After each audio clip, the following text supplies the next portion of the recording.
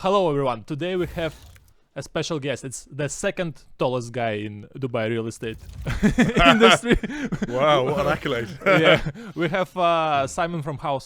Simon, thank you for coming here today. Pleasure, Dennis. Thank you for having me today. Simon is co-founder of a very big. How many agents do you have right now in the? How many agents? We're sitting at about 280 something at the moment. Yeah, and 280. And the guys are here on the market already for many years. And today I will have a privilege to ask you some of the questions about your experience and your point of view on the market, and maybe some tips and tricks for the agents. So Simon, can you please tell us how did you end up in Dubai?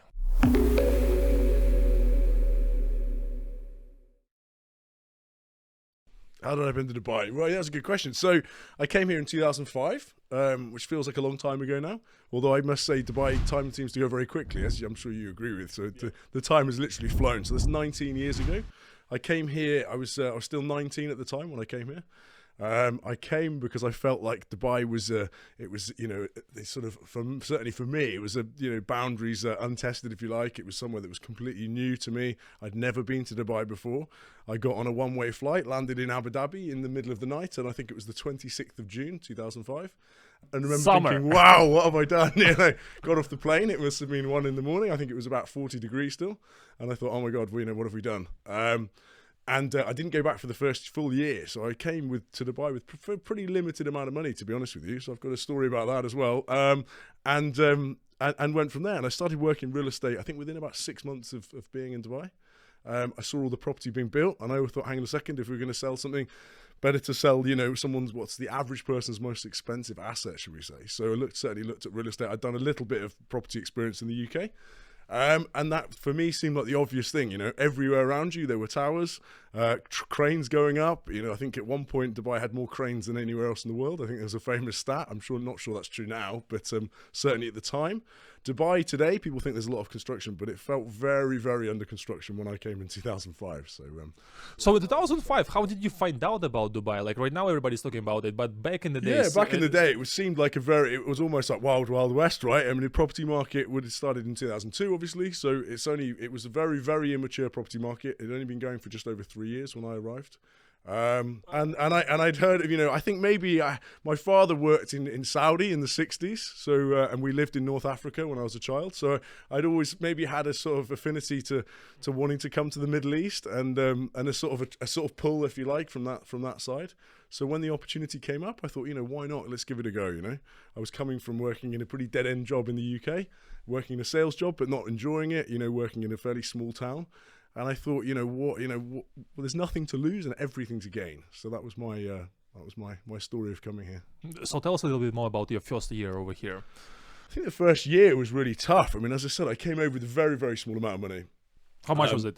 How much was it? It was about, at the time, the dirham the pound was a bit stronger. So my pounds went a little bit further. But I think I came over here with like 7,000 dirhams.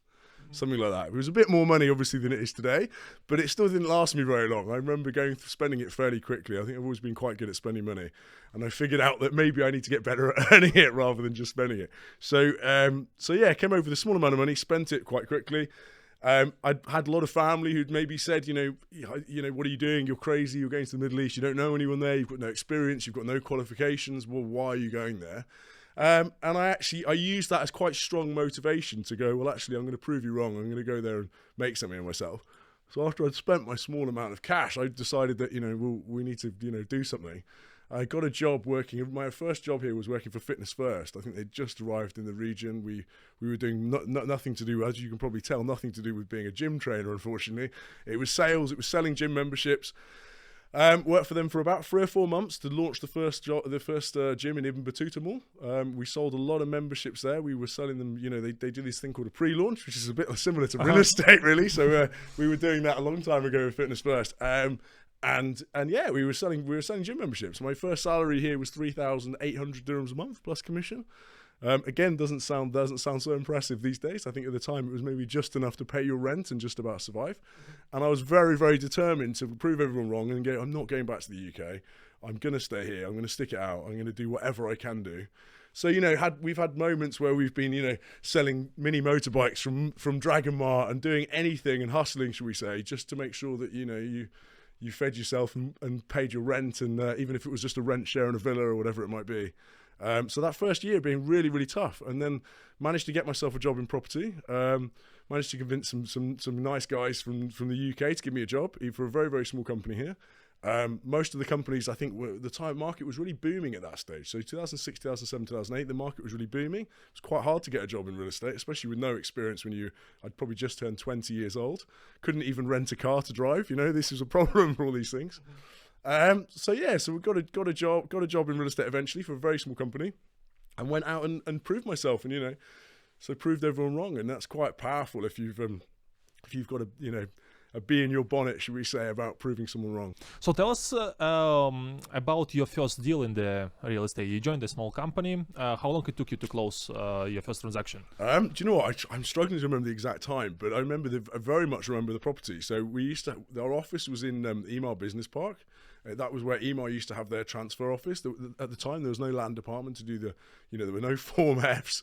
There wasn't even a contract F to do, and a paper version, let alone the online one.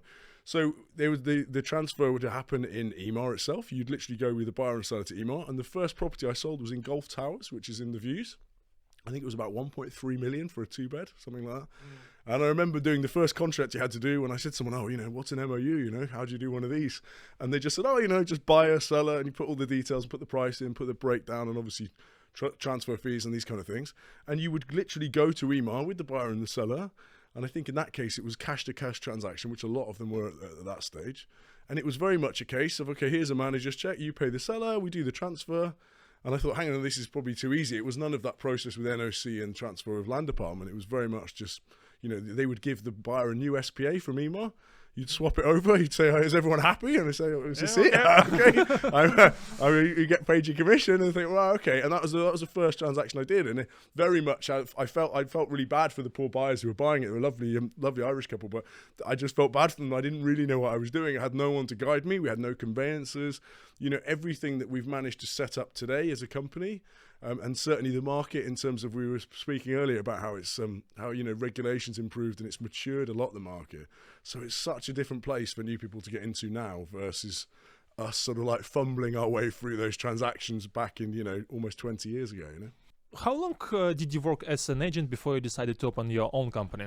Okay, so I worked from about 2006 through to we set up House and House in 2013. When I met James and Luke, and the three of us between us felt like there was a better way that we could do it, and we really passionately felt like between all the three of us, we had a lot of property experience. Those guys an awful lot from the UK. Luke, for example, has been an estate agent since he was 16 years old. So he's done that for 25 years or so. So between us, we had the right experience. I felt like I had the right experience in Dubai. I'd run another company in Dubai for some other people. And maybe it didn't always go so well, but I learned exactly what not to do, even if I didn't know what to do. So I learned what not to do, and I learned the things to avoid, the problems to avoid. And then we started 2013. So I guess I must have been doing real estate for 7 years before that. We passed one important date in Dubai real estate market, worldwide, 2008. How was this period for you?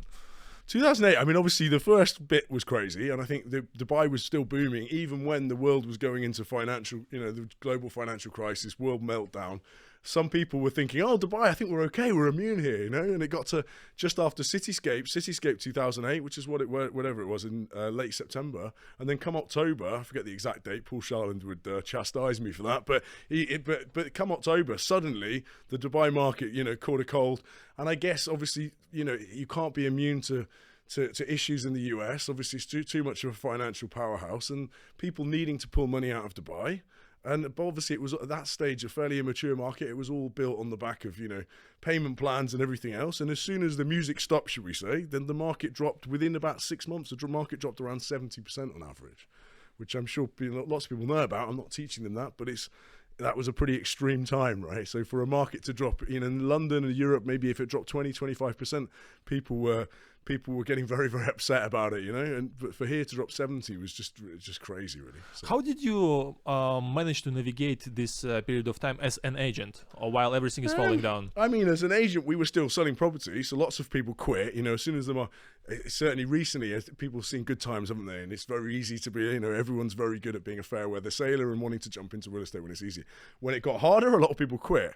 So, of course, for a short time when people are still doing it, it was hard. However, the reality is that people will always need to buy and sell. And in which case, there will always be people to sell, even when the prices have gone down so much. There was always someone who needed to sell. And as an estate agent, certainly in the traditional sense, where you're doing resales and everything else, there's always a seller out there who says, actually, unfortunately, I have to release some equity, even however low the price is, get me an offer.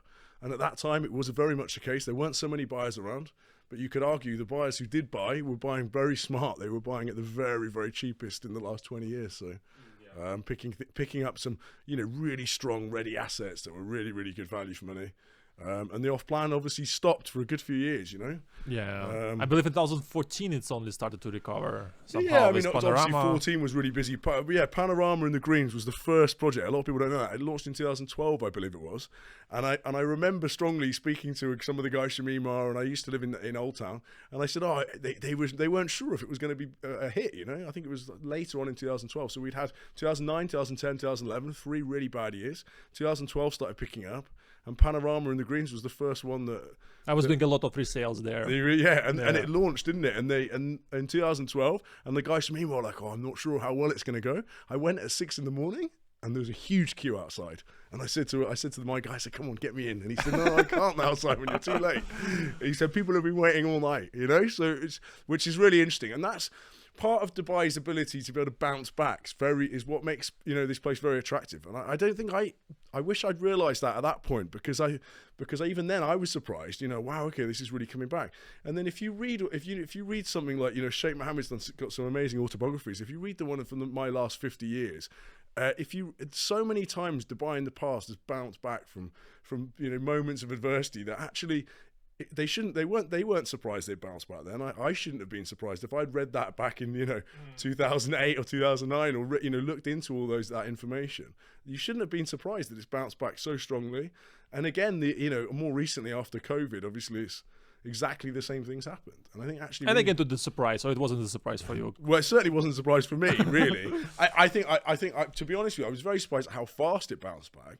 I was always very bullish that I think over the long term, Dubai is a very positive place, very positive leadership who've got a plan for the future. I think the thing that really probably did surprise us is that how organised they were after COVID, and so the last recent bounce back has been really due to the fact that they got really clear about their goals and the vision for Dubai for the future. Yeah. Which is really important, right? If you know where you're going, you can get there a lot faster. I think that's really, really important. And you know what? I just recalled right now that I had a conversation with somebody who's living here for many years, and they said that maybe before Corona we had some doubts about the city, what will happen, and etc. But after Corona, they realized, this is the place, even though they're living here already for many years. No, I think that's quite fair, actually. I mean, I remember, and you've been here. What you've been here since what year? What was your first year here? 2011. All right, okay, long time. So I remember from 15 through to obviously 13, they announced Expo, didn't they? End of 2013, they announced Expo. And then 14 was crazy. Suddenly all the sellers were like, I want 20% more money. I remember this. You remember that? Yeah, weren't they? Hey, wait. And afterwards they would say, hey, what's Expo? They didn't even know what it was. They were just asking for more money because they said, everyone is, right? I had the deal. Let me tell you one story. I had the deal. So we agreed about everything. And then I received a call from the seller. And seller is calling me and he said, Dennis, you can congratulate me right now. I said, yes, with what? Yesterday we agreed on everything. Expo is coming to Dubai. Now I can sell my property for the higher price. Fuck. Yeah, and this happened a lot, right? Yeah. And the problem was, I think things like that, Dubai was booming at the time, and it made Dubai a bit overheated. And sure enough, at the end of 14, things slowed down. And as you mentioned, Dubai entered maybe a little bit of a negative sentiment of a market. People were a bit worried about oversupply. I think during 15 all the way through to 20, I don't think those 5 years, I'm not sure that Dubai had the vision it had in the last few years. And I think, you're right. I think the population was actually growing still, and real estate prices coming down actually, to be honest, helped Dubai grow as a city. Obviously, reasonably priced real estate and cheap rentals brings people here, doesn't it? So that helps the city grow. So I think that's obviously been a big part of it in the past. But yeah, I think maybe the sentiment was a little bit negative. They'd lost their way a little bit, and I think it's only been after COVID times where they've sat down, and maybe as we certainly did as a company, we had a lot of time, 2 months sitting at home to say, right, we have two choices. We either put our head in the sand and say we're going to fail, or we come up with a new plan, and the new plan has got to be to go to even greater levels, and to have even more of an ambitious viewpoint on it. And I think Dubai's done that as a city amazingly well. Things like the D33 economic agenda, and 2040 having the view to having a certain population, but not just that, making it the best city in the world, and some quite ambitious targets. Has really put a focus to where everyone has to go, right? So I think that's important. Let's talk about Simon as an agent. Come back to that role. So during which period of time you can say you had the best year as an agent? Or which year was it?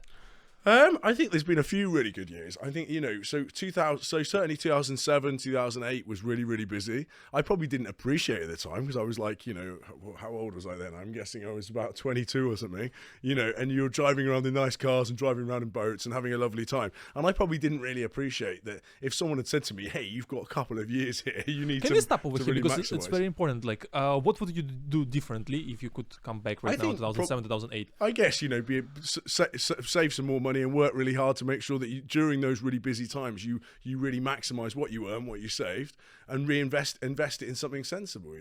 I think obviously it's easy to tell your younger self, isn't it, to be more sensible with money and to be more careful and work harder and spend less and all the rest of it. I think it's all they're pretty standard things. Do I regret any of it? No, of course not, because I've had an amazing time here. So I think those couple of years, in answer to your question, those couple of years were really good. And then even when we first set up the company, myself and James and Luke would run around and sell a lot of property just to help get the company up and running. Again, we set up the company. We didn't have, there's no financial backers. It's all just the three of us. We're all three estate agents, creating a real estate company for estate agents, by estate agents, if you like, for brokers, by brokers. And that's very much true. It's not just a slogan. And we didn't have a huge budget to set up the company, so we set up the company with three of us in a tiny office. We bought 3 computers from Carrefour. We set them up on 3 IKEA desks, and we went and sold houses. In the first year, we sold a lot of property, and then we were able to take a step back and say, right, okay, we can't keep doing this. We need to invest in the company. We need to put all of our efforts into that. We need to stop selling property so that we can have a focus on building the business. Oh, it's a difficult decision. It's difficult to do both, right? And as you know, as an agent, you can earn a lot of money as an agent. So the idea to not be an agent, people don't believe you when they're not, maybe they're new or they're not such a good agent, but actually you think you're going to earn a lot less money. And I think probably for, first 6-7 years as a business, you have to look at it with a really long-term view.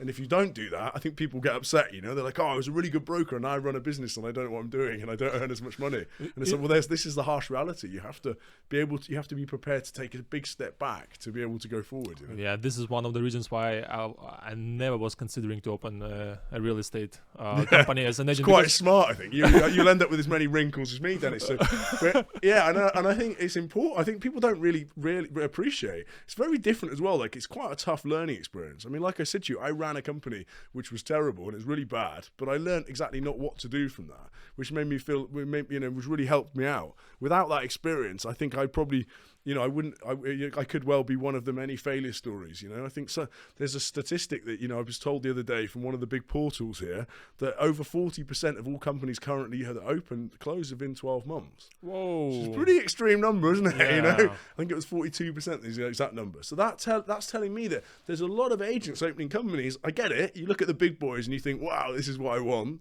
But actually, unless you're prepared to work at it for the next 10 plus years, especially in such much more of a matured, established market there is today, I think if you're thinking it's a short trip to success, I'd urge you to reconsider. And I think there's only the restaurant business that has more than 40% closed down in the first 12 months, right? Simon, coming back again to you as an agent, you said that you were spending money here and there. When would you advise to an agent to buy a nice car? Because once somebody gets a big check or saved some money, they're thinking, okay, let me buy a nice car. Or maybe you will tell him invest it somewhere. What would be your advice here? Listen, there's two schools of thought, isn't there? And I can't tell someone not to buy a nice car because I've bought plenty of nice cars in my time. So and if it's something that gives you passion, puts a smile on your face, then amazing. I think anyone should of course buy themselves a decent car, buy themselves maybe a nice 4x4 to drive around. Especially if you're meeting a lot of clients and you're picking clients up, then if you turn up in your, if you turn up in your renter car, they may well think, oh, hang on a second, this guy might have been here for 6 months. There's nothing wrong with showing that you're successful. There's nothing wrong with, buying yourself a decent car. So I'd always advise someone to go and buy something sensible. Go and buy, really nice 4x4, maybe like a Nissan Patrol if you're in this part of the world now. I don't know, whatever floats your boat. But buy something that you can pick your clients up in. Buy something that's got a 5-year warranty and it's got a service package, and you know how much it's going to cost you, right? Even if you have to buy on finance, for example, you know how much it's going to cost you. The finance for cars here is so reasonable that I would tell someone, if you do earn a lump sum of cash, the lump sums of cash are always the hardest to come by. So try and hang on to that, and that can be your down payment for a property. And you can spend 4,000 or 5,000 dirhams a month on a car. And if that's something that you feel is going to help you every day, give you a bit more motivation to get out there and do the job right, then I think that's great. Why not? We should be living with a mindset that we're living in a world of abundance. There's deals everywhere to be done. I mean, you've been a very good broker in the past, so you know that. You can go to the office and you can earn a lot of money in a day. You just need to have the right attitude, and you need to be willing to put the work in. So yeah, if a 5,000 dirham a month car payment's going to kill you, then you're probably in the wrong job anyway. So we need to be brave and go out there and. Simon, when did you buy your first property? As an investment. I bought a couple of properties in 2000, literally within a year of being here. So we went and earned some money, bought a few things off plan. And then, unfortunately, a few of them got burnt, So I've, some really cheap apartments. During 2008? Yeah, 2000. I bought one in 2006, which was a really cheap apartment in JVC. Unfortunately, the developer ran away. So people could laugh and say, well, there you go, you should have known you were a real estate agent. But unfortunately, it was a lot of cases, and there was no escrow accounts then. There was no, the developer, you'd walk around Emirates Mall and there'd be some guy selling apartments, and then you'd think, hang on a second, he was a broker last week. Does he even own a plot of land, And in some cases, they didn't. And this is where probably gave Dubai a bad reputation for real estate wise. And now, fortunately, you've got escrow accounts, you've got RERA making it really, really regulated to make sure that the developers are registered with all the right commercial licenses and everything else, and making sure that they've bought the land and they have a certain percentage in escrow before you get a permit to start building and all these things. So. And obviously they're not allowed to sell until then. So the regulations improved significantly. Unfortunately, I lost a cut bit of money in a few of those kind of things, and that makes you realise even more so how you don't want your clients to experience that either. Unfortunately, our clients also lost money the same. In those years up to 2008. People have called it the wild, wild west, but it was a little bit like that, unfortunately, in some cases. Simon, the fact that you started to buy a property after 1 year in Dubai and you came here with a few thousands of dirhams, it means that you were a good agent. So what you were doing differently compared to others, that you managed to make that much money in a short period of time and start buying properties? I mean, that makes me sound fantastic. Thanks, Dennis. I'm not sure I was earning that much money, but I was earning enough to go and put down for a property. So yeah, I think ultimately I was determined. That's a big part of it. And you go to work and you're like, you realise that whatever gives you a burning desire inside you to go and prove, whether you're trying to prove someone else wrong or you're trying to prove it to yourself, you don't feel that you deserve it or you owe it to yourself, and so in which case you think, do you know what, I'm going to go and do this. So yeah, you get out there and you go and you speak to as many people if you have to, right? They're not. You don't want to be afraid of rejection, as you know. There's plenty of people to tell you can't do it. No thanks. I'm not interested. Go away. Don't speak to me. Tell you where to go, don't they? Which is fine, and that should spur you on. That should annoy you to go right. Next time I'm getting this. You do need to have that kind of personality. I think sales isn't always easy. I think I've always worked in commission only sales pretty much. I've hardly ever had a salary apart from my fitness first one, the 3,800 a month maybe. I think that gave me the background to it, the training to it, if you like. But the main bit, the mentality of it, to feel like, no, I'm going after this. I don't want a salary. What I want is the opportunity to be able to earn an awful lot of money. And I think that's the one thing with real estate, any commission-only sales. Yes, you don't have the safety net, but I don't want a safety net. I want to be scared every day, right? You want to be in that environment where you're like, right, I have to do it because no one's coming to save you, How did you choose the area where you would prefer to work as an agent? I used to sell mainly off plan, so what a lot of the market's doing now, working with big developers. So certainly for the big part of what I was doing, I used to do a lot in downtown. When downtown was first ready, I moved to downtown in 2008. Moved into Old Town, brand new. Moved into a lovely big 2-bedroom apartment in Old Town that I rented at the time, and Emaar obviously being being the biggest, most long-standing developer. I think after certainly our bad experience for the first few years, we went to focus pretty much on EMAR, and I ran around selling EMAR properties predominantly in downtown because I really believed that it was the centre of the city. You could watch Burj Khalifa being built. It wasn't quite finished then, but it was almost finished. So we were watching it being built and selling apart things like the lofts when it was brand new, Burj Views when Burj Views was quite new still, so which is a blast from the past.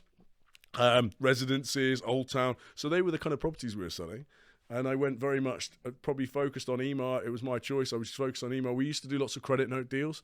After 2008, there were people who'd, EMAR were good about honouring people's credit in off-plan projects. So we were trading, credit note deals at a sort of discount, if you like, but it meant that the original investor could get their money back, maybe 60, 70% back.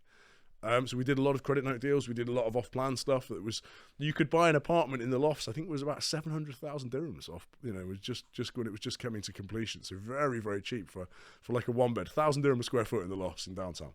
So good value.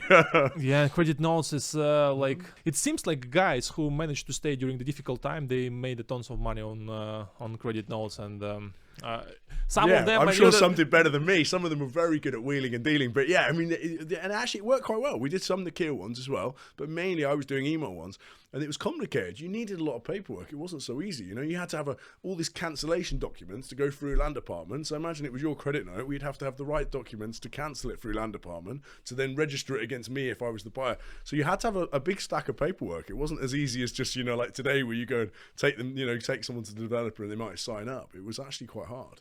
And how did you get clients back then to sell off-plan? I mean, we were advertising. I think that was the start of the internet age, if you like. I mean, Debizzle was around. I think Property Finder was brand new at that stage. We didn't even, so now obviously Property Finder being the, probably the biggest portal that brokers go to, certainly, has been the last decade. But back then we would advertise on either newspapers. So newspapers were very big before 2008. And then after 2008, 2009, 2010, it was probably just Debizzle. And believe it or not, Debizzle was the biggest source of, you'd put a listing on Debizzle. If it was a really good deal, within an hour, 2 hours, your phone might be ringing and you'd be, there's no WhatsApp. There was no, it was very much, there were no pictures on mobile phones really that much. It was literally like, speak to someone on the phone. And if you're really good on the phone, I think people hide behind emails and WhatsApps and text messages, but being really good on the phone is the one skill as a broker that you really need to be, I can talk to you. I can probably persuade you to come for a viewing. It's quite hard over a WhatsApp, right? Yeah. Hi, Dennis, you want to come for a viewing? No. Okay. Sounds stupid and we laugh, but it's that's the reality, right? And if I can have a chat with you, I reckon I can convince you over the phone, like, come on, let me buy you a sandwich. Let's go and have a look. So while you were an agent, did you, it looks like you were focused mainly on the off-plan, but did you work on the secondary market as well? A little bit. We've done, I think certainly when the times were hard, we a lot of brokers, don't they? You've seen after 2014, a lot of 15, 16, 17, a lot of brokers were going to try and do secondary market.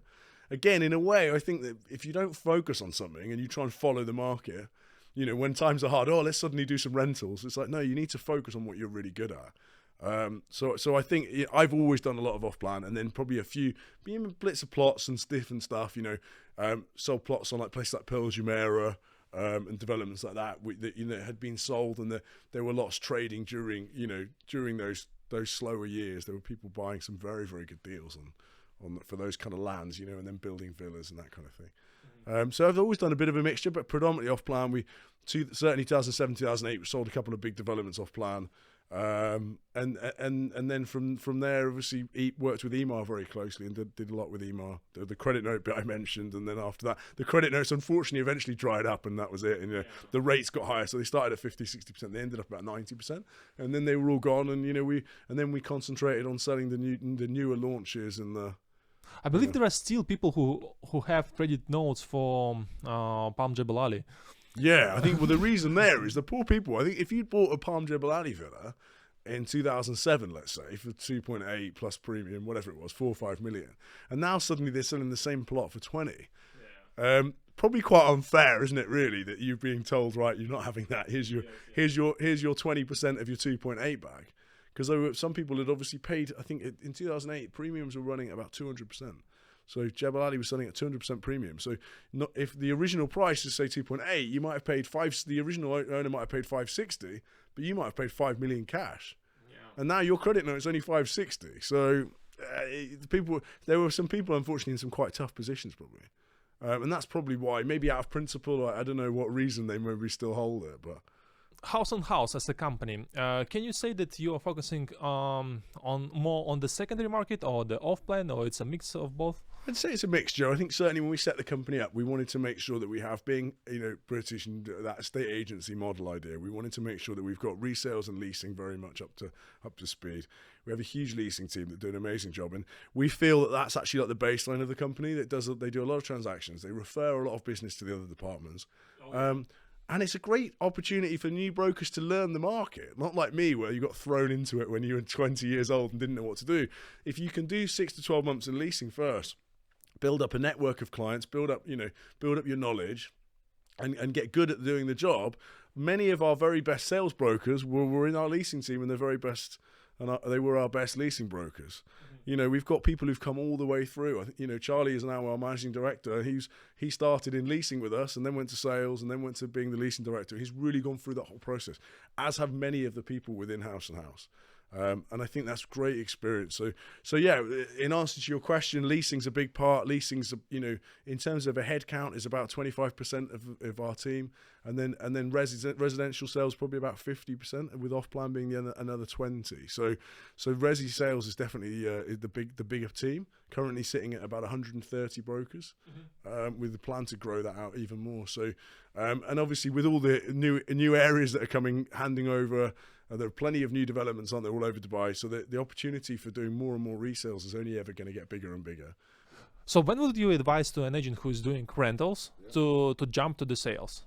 I would think it's all down to individual as well. So I think if you're working with a really good company, they should be there to support you, right? To tell you some people might do it for 6 months and really feel ready, and they've done lots of transactions. They've got a good network. They feel ready to go. Other people might take a year and a half or even 2 years. I think sometimes you don't want to rush the process. It's a bit. I use the example which sometimes makes people laugh. But if you wanted to do an apprenticeship, let's say you wanted to go at home to be an electrician, you're not going to start on day one. Oh, okay, yeah, let's just give it a go and hopefully it'll work out. Then you'll burn the building down, right? You go and be an apprentice probably for a couple of years until they say, hey Dennis, you know what you're doing now, great, you can go and do it on your own.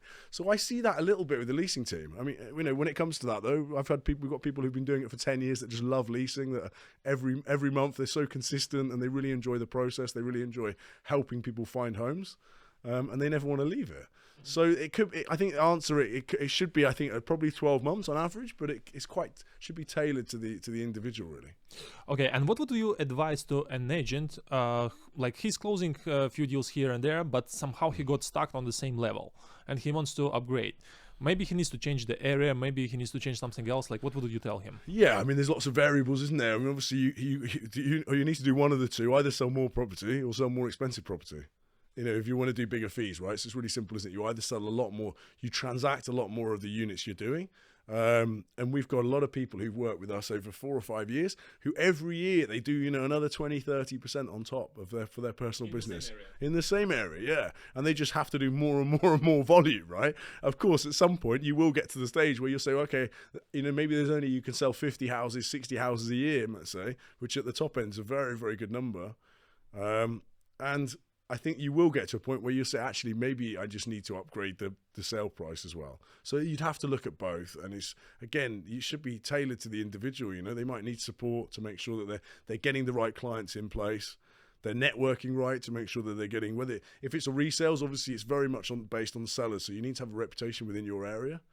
And that takes time to build up. I think some people jump areas too easily. They do one area for 6 months. Oh, the area is rubbish. And it's like, it's not. Look at what you need to decide first is look at transactions. I mean, you could go on something like a Property Monitor or one of these, land department data and work out in your area, well, how many transactions happen? That's really simple, right? But maybe before you get into the area, you should say, right, Dennis, how many transactions happen, let's say, in Jumeirah Park? And if I want to do Jumeirah Park, how many can I get? Can I get 20%? Can I get 30% market share? Do the numbers on it, right? We've got especially now, when 20 years ago, I was just here in the dark fumbling around with no data. Now we've got all those numbers. So as a broker, before you decide to pick an area, or definitely before you decide to leave and jump to another area, you should look at how much transactions happen. What's the sale volume? How much commission is that worth? how much can I get? You know, you could look at all of that data. But can we say that the top performing guys in house, they are working in the prime areas, like in Palm Jumeirah, Emirates Hill, somewhere over there? Or No, not necessarily. I think we've got a lot of people who are very, very good in areas, you know, like a Jumeirah Park or like an Arabian Ranches that are just very good at volume. They love and actually slowly the houses are getting more expensive. I mean, you know, maybe the average price in ranches we were selling was like 4 or 5 million, you know, 3 or 4 years ago. Now it's probably for independent villas is like 8 to 10 million. You know, so they've gone up a lot. Which obviously, as the sale price goes up as an agent, it means you can potentially earn more money, right? The commission goes up. So yeah, I think we've got a lot of very, very good brokers in that mid market, should we say? It's definitely not super luxury. It's more of a mid market where you've selling villas in established villa communities all the way along, you know, the 311. Jumeirah Park, Jumeirah Islands, Meadows, you know, all the lakes, all those kind of communities. You mentioned that it's good when agent is doing networking.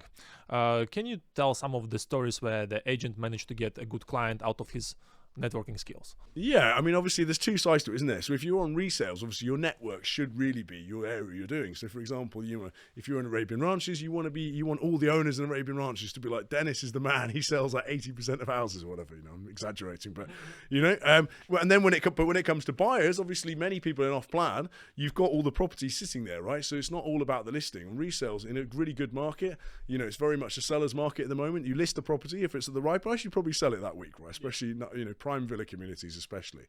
When it comes to off-plan, obviously the networking that's really important is making sure that, you know, you're getting yourself out there, whether it's social media networking to make sure that, you know, you've done a lot on social media in the past and you want to put the right content out there where people say, do you know what, if I want to invest in Dubai, I want to find someone who's trusted, who's got experience, who knows the market, who knows, you know, knows where the future of Dubai is heading so that you can get the very best advice. And so some amazing contacts have come through social media in the past, certainly for individuals who work for us, and I'm sure in lots of other companies' experience, you know, to be finding buyers, you know, and certainly we found a few that are, you know, pretty serious buyers that have, you know, got a lot of.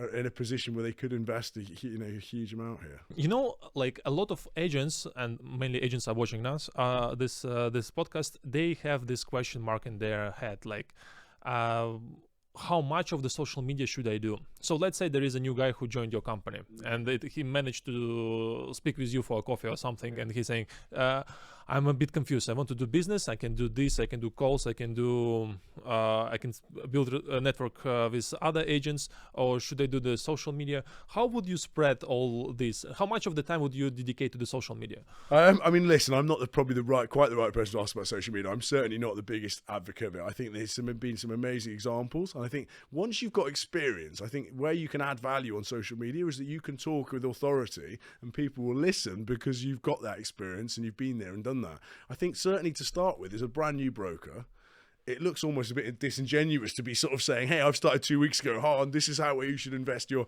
$100 million when you come to Dubai. Do you know what I mean by that? So I think initially, if you work for a company where you can leverage the experience of people who've worked there, been in the industry for 20 years, start producing some content, of course, and it's really valuable, and it's only going to help you over time and help you learn it.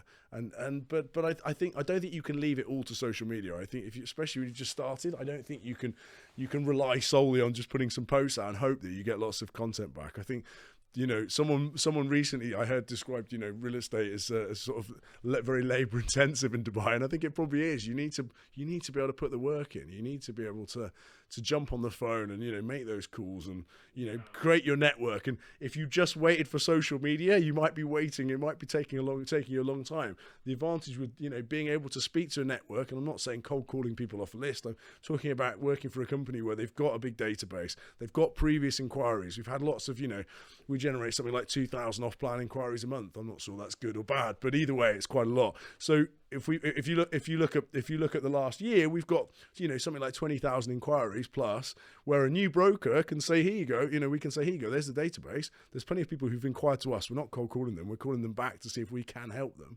And there's lots of opportunity in that, which I think if you're prepared to be proactive, that's a lot better than just waiting for, you know, someone on Instagram to send you a message. 100%. You know? So I'm always telling them that, yeah, like if you have leads to call, go call them. Yeah, of course. If And then don't when you have- run out of those, you should be calling your colleagues ones. And we operate a very open system where, if I give Dennis a load of leads and he doesn't want to chase them, then no problem. I'd give them to the new guy to call, right? Yeah, the rotation should we've work. paid for them, so why not? I think the opportunity should be there for anybody who's willing to give it a go. And in your company, when you're saying you got 2,000 leads, is it Property Finder leads or it's No, from different I'm source talking about just pure off-plan team. So that's the Property Finder. We generate something like 6,000-7,000 inquiries a month is the kind of number on with Property Finder. So that's mainly for resi team, mainly for leasing team. For off-plan, we do a little bit on the portals, but primarily we're doing social media, Facebook, Instagram, Google, our own website. We've got a lot of content on. So it's a mixture of those channels really. And yeah, we generate a lot of leads. Of course, they're not all good leads, but the point is there's a lot of volume to go at. And then for new brokers, it's like there's so much opportunity. So as part of the training, we're like, look, all these people have inquired to us. You're not cold calling them. You're calling them to say, hey, you've inquired 6 months ago about to buy property. You showed some interest. You might be from Europe. You might be from GCC, wherever you're from. Can we help you? Is there something we can add some value to your property search? There's a very good opportunity here, as you well know, for making a very, very decent return, whether capital-wise or rental return in the future when it hands over. So I think we're offering these people a reasonable service. Of course, if they're not interested, and we move on to the next person. Yeah. Simon, where do you think there are some not hidden... Well, okay, which are your favorite areas right now for the investment if we're talking about off-plan? Ooh, favourite areas of investment. I think you've got to be quite specific. I think it's not, I like lots of different areas of Dubai for different reasons. I think somewhere like Business Bay has got a huge amount of potential. I think it's one development that hasn't, maybe if you look back 10 years ago, it probably wasn't the prettiest place and there's lots of construction and everything else. And I think slowly it's very interesting that you've got a lot more high-end developments. You've got some cool hotels like Me Hotel in the Opus, and there's some really nice projects going into Business Bay. Obviously, Dorchester and these kind of ones, lots of different high-end developers. We've sold a lot in Peninsula that we were quite a fan of by Select Group, and I feel that whole area is only going to get better and better. So I feel as a community it will, downtown's already lovely, but it can't change that much. But I feel that somewhere like Business Bay can improve significantly in the coming years. So that's an area of focus. Within each of these communities, you can't just go and buy something blindly. You really need to look at what it is. Are you buying into the luxury segment? If you are, is it really luxury? Is it really a brand that you want to buy into? Who's the developer? What's the quality like? And there's lots of other up-and-coming communities at the other end of the spectrum that are very reasonable price. And, the developments, Studio City, Sports City through to Motor City, Arjan, for example. There's a lot of interest there near schools. You didn't mention that many areas with the townhouses and villas. So if a client comes to you, he has a budget of 3 million, would you recommend him to buy several apartments or one villa? I think it really depends on someone's preference as well, and budget. You have to work with the client. It's really, really important to work out what suits their requirements the most. For many people, it wouldn't be great advice telling them to buy one villa and then they've put all their money into it. However, like when we spoke before about numbers of supply numbers, villas are something sitting around the current market around 5% villas, around 7-8% townhouses, and like 87% apartments. So certainly, if you can afford to buy a house, I would probably be pushing someone, certainly within a really good master community by a big master developer, an Emaar or someone, Miras, Damac doing some good projects now as well for villas. So there's a lot of there are a lot of options. However, the supply for townhouses and villas is a lot less than apartments. So if you're in that price range, it's definitely worth considering for sure. Yeah. Like from my experience, whenever we bought villas or townhouses, they were performing way better than apartments. In terms of rentals or in terms of resale? Resale. Yeah, and it definitely changed after the Corona when people were after bigger units. And during Corona, it was very difficult to resell an apartment. I think what someone wanted, actually just touched on, green space, more space, green spaces, parks, community, right? And they were probably thinking if you're going to get locked down for 2 months, you prefer to be able to walk around, somewhere like Arabian Ranches, you've got a golf course, you've got, some nice parks and stuff. And I think as a family community, I guess the other thing that's important is the service charges are quite low. So like a typical Emaar service charge for a villa is about 3 dirham a square foot on the land area, on the plot area, which means a 3-bedroom townhouse could be, I had one in Ranches too that I think it was like 4,500 a year. It was quite a small plot, but maybe if even on a larger plot, it might be 6,000 or 10,000 dirhams a year. Whereas the equivalent apartment would be a lot more, right? A 3-bedroom apartment would be 40,000 a year maybe, or something like that. when you resell, you can always offer it to the mortgage buyer, who is an end user, or to the investor who will buy it to rent it out. So yeah. Yeah, and I think demand for villas and townhouses, no doubt, has always been very, very strong. Certainly the big developers, people who've got a good track record of community management and that stuff. So Emaar probably lead the way with that, and they've got a very, very strong track record. And that's the one property that if you had, it's easy. You can sell any property when the market's good, right? But when the market's bad, that's maybe a good question to ask. You know, okay, the price might have gone down, but if the market was bad, what's the fastest transacting unit? And it probably would be an Emaar villa, probably, I would think. Talking about rentals, you guys do short-term rental as well, or only We long-term? do, yeah. We've got a holiday rental company called House Holidays. I don't think it's necessarily just holidays. It's a lot of it's like short-term professional let. So for people who are coming to Dubai, when I first come to Dubai, I was really struggling to find somewhere to stay. If you'd been able to rent monthly, it's probably a really nice option. So that a lot of them are reasonably priced units, JVC, some of these kind of locations where investors want a good return, and the tenants are maybe people who've just moved to Dubai, young single people who want somewhere to stay and pay monthly, basically. So based on your numbers, can you identify, is it better for the landlords to rent it on the short term or on the long term? I mean, for me, listen, short term recently, there's been a huge increase. There's been a lot of new holiday rental companies, short term rental companies, whatever you want to call them. There's been a lot more units come to the market because during COVID, certainly straight after, the returns were much better. So you were talking, people were getting 30-40% more than long term. More recently, the long-term rents have increased a lot in the last year, as I'm sure you know. So I think that's really leveled off. And in some cases, you probably don't even get a huge return more doing the short term. You maybe get 5 or 10% more in some cases. For me, the big advantage with the short term is it gives you a bit more flexibility as an owner. So as you know, if you do a year's rental contract, you could do an Ijari, and it means that if you ever want to sell that property, the tenant has a full year. They can give a year's notice, can't they? So they've got a year's. You've probably tied that property up for 2 years. The advantage with short term is that there's no Ijari contract. You only have the bookings that you've taken already, which might be like 3 or 6 months in advance. So if you wanted to sell the unit, you can obviously sell it vacant a lot easier. That's one option. You can also use it yourself. So we've got more and more investors who are buying in Dubai. They want to come maybe for a couple of months over the year to use and spend some time here. But don't want to stay all year, so that's a good option in that case as well. So it gives you a bit more flexibility. Maybe the return certainly at the moment not hugely more, 5-10% more. Got it. Simon, what do you think about the market in the next 1/2 years? Let's not for 5 years, yeah, because 5 years. Well, I think overall, as I said earlier, I'm very positive about Dubai. I think long term, I think coming out of COVID surprised us how quickly Dubai recovered and then started booming. Really, didn't it? I mean, let's be honest. Who would have thought villas might have gone up 2 or 3 times in price in the last 3 years? I think people would be surprised. So, and myself included in that. I think long term is very, very positive. I think obviously we do have to be. I think investors who are buying in today, yes, the prices have gone up a lot. Of course, they're very, very reasonable compared to Europe. And I think when you compare, the index, I think we're about 110 or 105 on the list of, in terms of world's most expensive places to buy real estate. I think that's topped by Hong Kong, followed by Monaco. London's probably in the top 10. I'm sure Paris and New York are in the top 10. So Dubai's still comparatively very reasonable. What we'd have to look at is we shouldn't take these decisions lightly. We should look at it and say, look, there is a reasonable amount of supply coming to the market. So what we have to do very carefully as brokers is we have to look at supply and we have to look at population growth. Now, the supply, neither of which we can really accurately predict. We have to try to get a gauge on it, don't we? Last year 150,000 people moved to Dubai and took a visa. There's a good chance that there's even more who haven't got a visa yet. They might have moved in the last few months, and there's always probably a 3 or 4 month, maybe even 6 month period where we're just trying to work out, exactly the number we're at. Same with supply. I mean, lots of people be building and selling off plan 2000, last year 23, this year 24. They're going to sell even more this year. But that handover might take 3 or 4 years in your experience? Or what would you? If they say 3 years, it might become 4 years.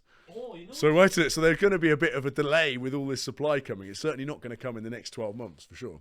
Yeah, and sometimes they deliver it even earlier. And when investors are buying it with the payment plan that is linked to the construction progress. Yeah. Oh Jesus, we had so many issues when developers building it faster. It's probably quite unlikely though. Usually they're late, aren't they? I don't know. Yeah, it's unlikely. But Shoba Emaar is right now building faster than. Which is kind of good, but I know what you mean. It's not good if you've got to suddenly make the handover payment and you haven't got the money, right? I would hope, like, listen, when we're selling off plan, we try and advise people that they should at least have 50%, and the other 50% they should be able to finance it. Like, people shouldn't be buying property they can't afford. I mean, property should, to me, be a mid to long-term investment. Unfortunately, I have heard a lot of agents, I'd hope not from our company, but I've heard lots of agents saying, oh yeah, pay 20%, 30%, and we'll try and flip it for you. Well, I think this is a little optimistic, I think if you don't manage to flip it, what happens next, You should, as a backup plan, be able to pay for that unit, keep it for the next 5 or 10 years, because I think in 5 or 10 years you will make money. But during the next 10 years, do we think it's just going to go straight like a rocket upwards? I'm not 100% sure, So I think during that time, I think people should buy real estate diligently. They should be careful. They should be making sure that they can afford what they're paying for. You don't just go and buy 2 or 3 units unless if you can only pay for one.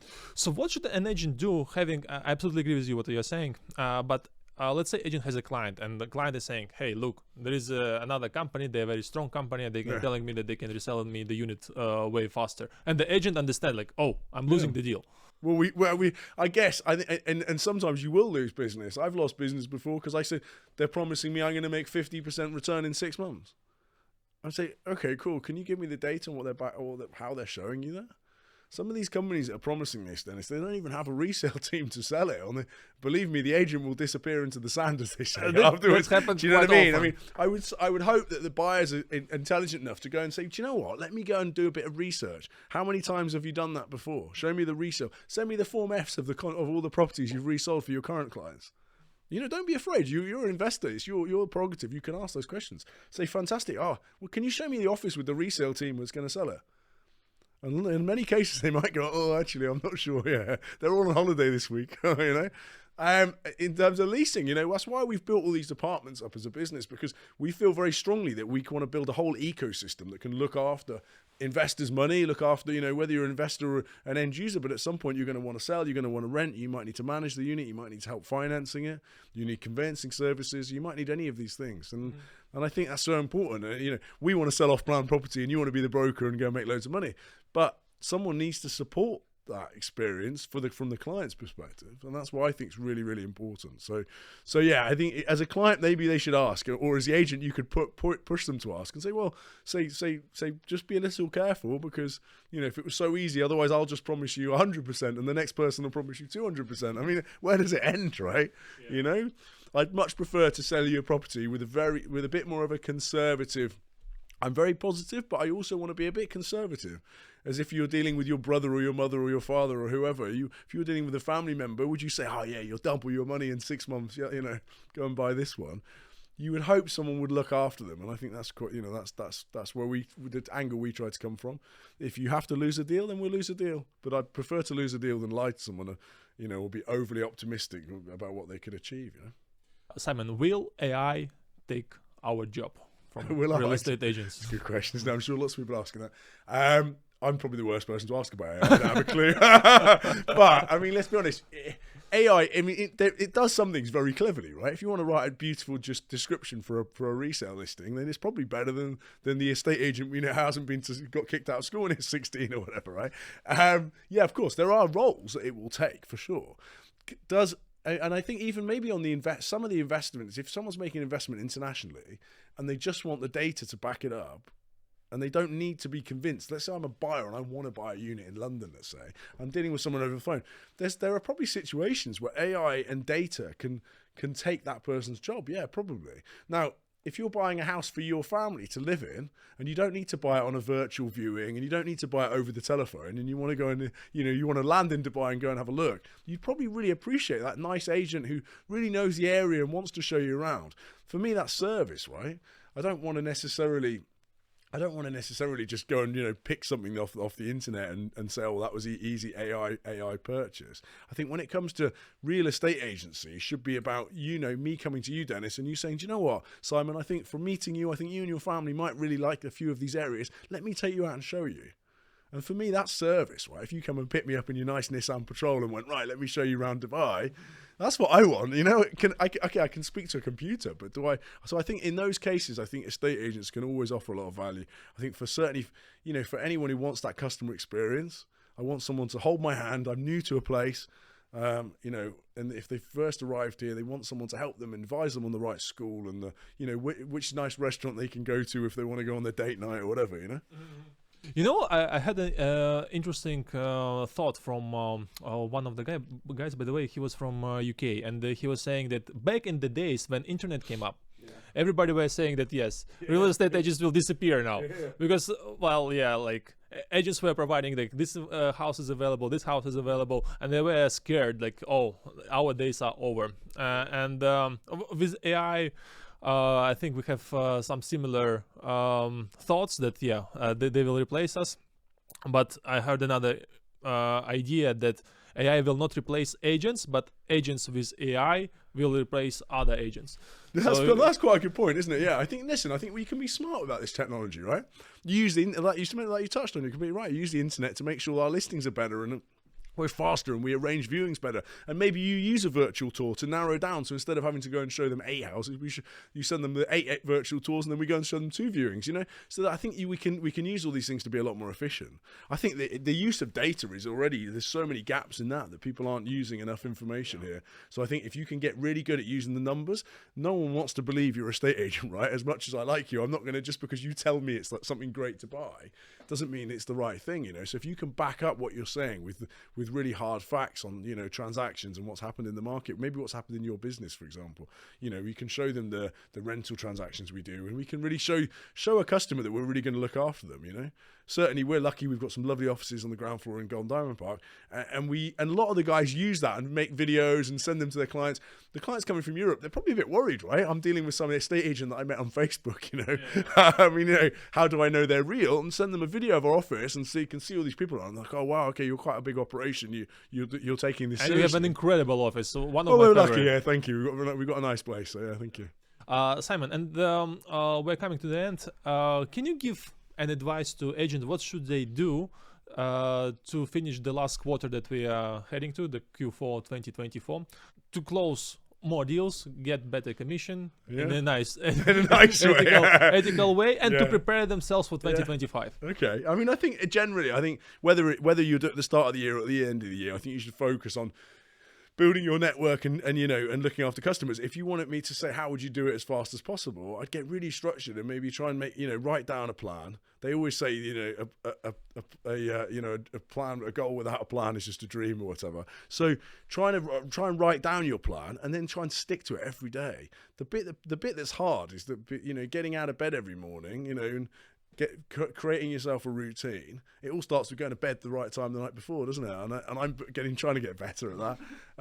And if you go to bed really early, guess what? You wake up really early, and then you can get up at 5, and you say, "Wow, what a long day I have ahead." And you're giving yourself more opportunity. You're giving yourself more time, and then you can get to the office really early, if you know, or wherever you're working from, and you can write down and follow that plan. So if you've written yourself a goal, I would say have a goal to meet 2 people every day, face to face, if possible. If you have to do Zoom calls, then so be it. How many people do you have to speak to arrange those 2 meetings? That depends how good you are on the telephone, you know, or how good your existing network is.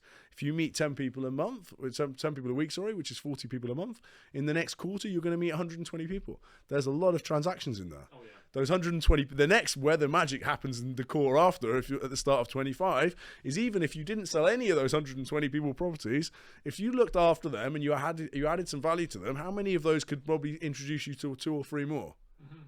So if you got 3 referrals off each of those 120 people, you're then talking about, how good's my maths here, 360 people, right? And suddenly you've got a network, right? Yeah.